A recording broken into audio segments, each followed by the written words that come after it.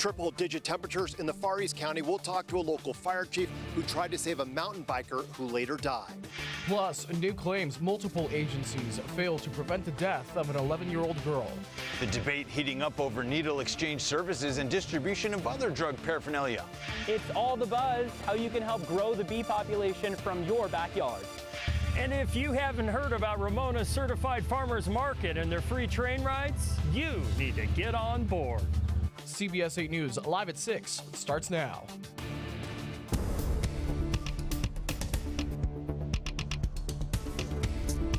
A mountain biker died while riding in extreme heat conditions in the East County. Good evening and thank you for joining us. I'm Carlo Cicchetto. And I'm Jesse Pagan in for Marcella Lee. The man and his friends had just helped save some hikers who were dehydrated.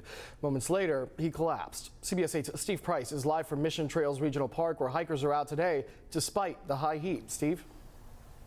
Yeah, and Jesse, here we are a little after 6 o'clock, and it is still right around 90 degrees in Santee. And where this tragic incident happened out near Jacumba, it is in the mid-90s right now.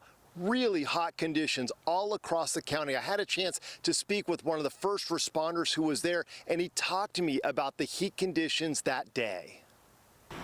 He was down unconscious, and it was so extremely hot, the temperature was 110 degrees. CAL FIRE Battalion Chief John Kremensky says the mountain biker was clearly suffering from a severe heat-related illness. He had a backpack and his clothes on, he had shorts on, so we stripped him of his shirt and his backpack, started cooling measures, and then carried him out to a transfer vehicle and met up with a medic unit ambulance. It happened Saturday around 2:45 in the Chorizo Gorge area of the Jacumba Mountains near Goat Canyon Trestle Bridge. 4 hikers suffering from heat exhaustion found by 4 mountain bikers. 2 of the mountain bikers went to an area where they could get cell service and called for help. A helicopter flew the hikers out and the remaining 2 mountain bikers continued their ride. But a few minutes later, one of them collapsed. Yeah, he looked fit and able. Like the rest of his mountain biking crew that was with him. Yeah, the extreme temperature, it doesn't matter how fit you are, it's just a treacherous area. Even with temperatures over 90 today, we saw people hiking and jogging. CAL FIRE is urging people to please either go very early in the day or very late, or better yet, wait a few days for things to cool down. I think a lot of people aren't up to speed on just what the weather's doing. I think people have these plans and they're going through with them no matter what. Captain Bascua says if you do go out, make sure you have extra water, a cell phone so you can call someone if you get in trouble, and hike with a buddy so if you can't call, they can. Tips we've heard so many times before, but still with repeating, especially with what we are seeing out here. As far as more details about the victim, unfortunately, we are still waiting for the county to learn more, including his name, although the chief did tell me that to him, the man appeared to be in his mid-20s, so a pretty young guy, Carlo and Jesse. Really a tough situation that they're dealing with now. Steve, so tragic losing his life after helping others out there, but it just speaks to how difficult those conditions are. The battalion chief said the man seemed fit. You said that as well. Do first responders know at this point what exactly caused his death?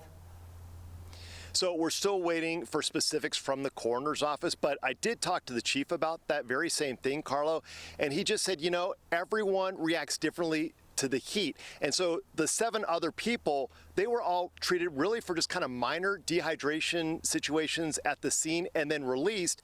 And here you have this 8th person who was in the same conditions and died.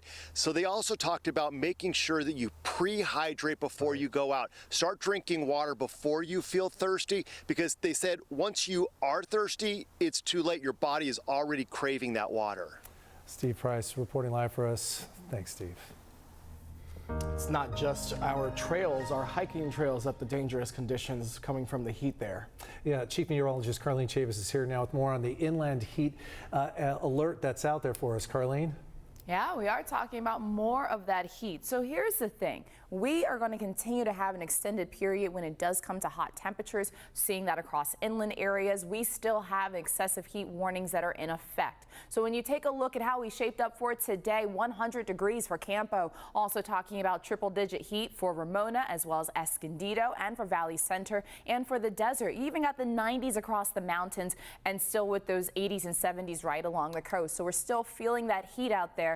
And now we're into yet another week. So this will be 2 weeks that we have this excessive heat warning. This goes all the way until Saturday, and that'll be 2 weeks for the mountains as well as for the desert. You're talking about highs that are going to be fairly warm all the way through Wednesday, but even hotter as we hit about Thursday through Saturday, expecting the peak of the heat then up to 115 to 120s across the desert and still with triple-digit heat across our mountains. We'll go ahead and take a look at your complete forecast, and we will also break down the signs of heat exhaustion as well as heat stroke coming up. Carlo? Thanks, Carlene. A fire that has burned 12 square miles in the Moreno Valley is 35% contained tonight. The Rabbit Fire broke out Friday afternoon. Nearly 8,000 acres have burned. You're looking at speeded up footage of that. The fire is still threatening homes, but as so far, no reports of any homes being damaged. The cause of the fire is still under investigation.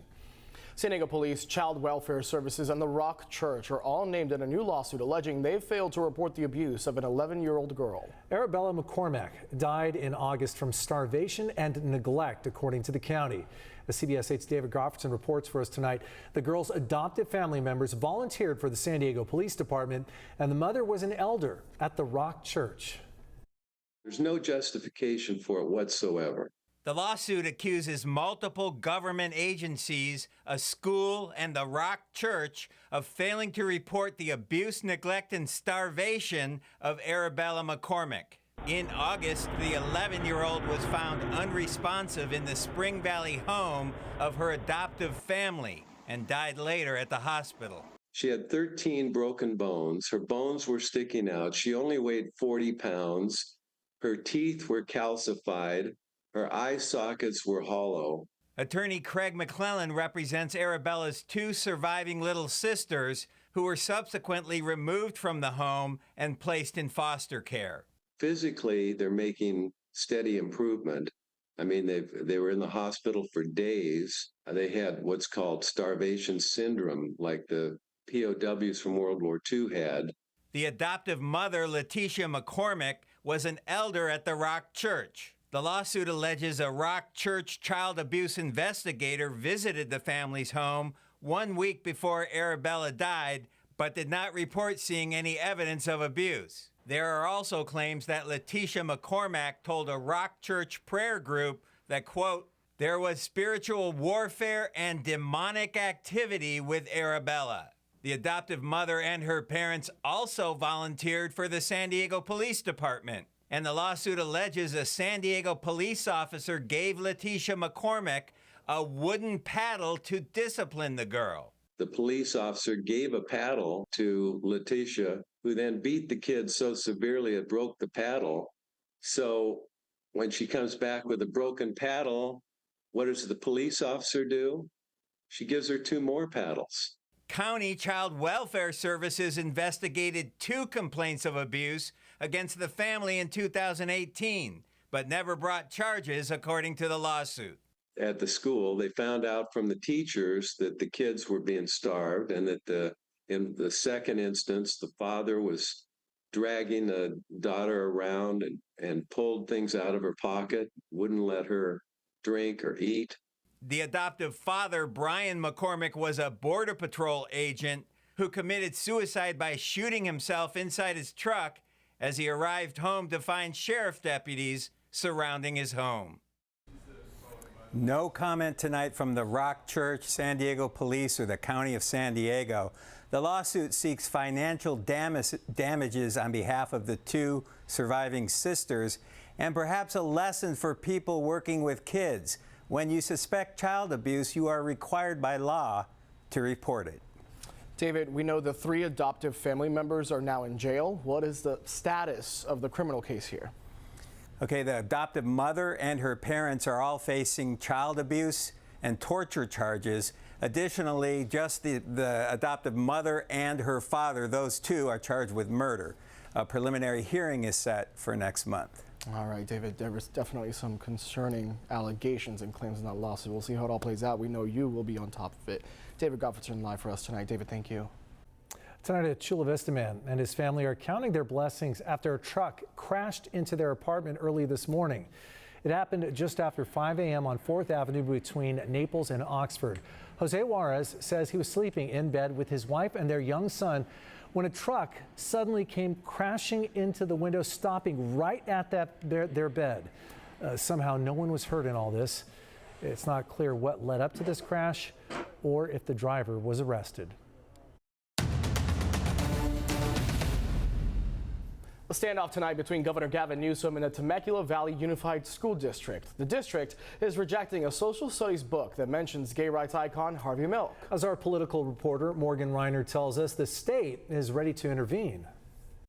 A political expert told me that across the country, governors and state legislatures are working to gain back more control from local school districts as the country continues to debate over culture wars. Governor Gavin Newsom took to Twitter in response to the Temecula Valley Unified School District's rejection of supplemental material because it included references to gay rights activist Harvey Milk. Social studies books that are being made available quite literally to hundreds of thousands of kids all throughout the state of California, but are being denied to the kids in the Temecula district. So he says the state is securing textbooks right now and is prepared to intervene. And so rest assured, we'll be sending those books down in very short order. The decision angered some, like Roseville City School District Board Trustee Jonathan Zackerson.